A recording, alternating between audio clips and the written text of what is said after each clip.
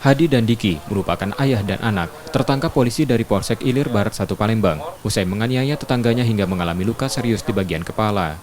Dari keterangan tersangka pada polisi, motif dari penganiayaan karena sakit hati sering diejek korban.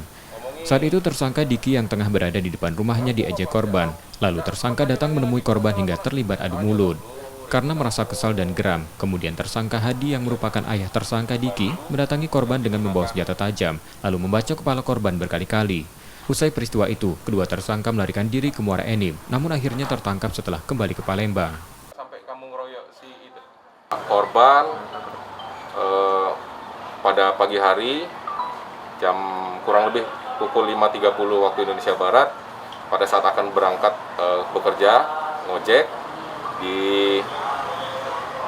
didatangi oleh si tersangka DY dan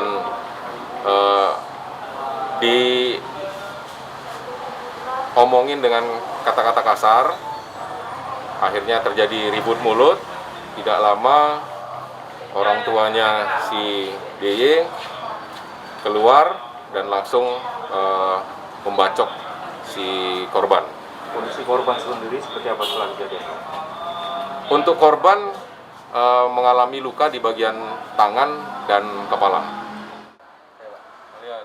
Karena perbuatannya, kini ayah dan anak ini ditahan di tahanan Polsek Ilir Barat 1 Palembang dan terancam hukuman di atas 5 tahun penjara.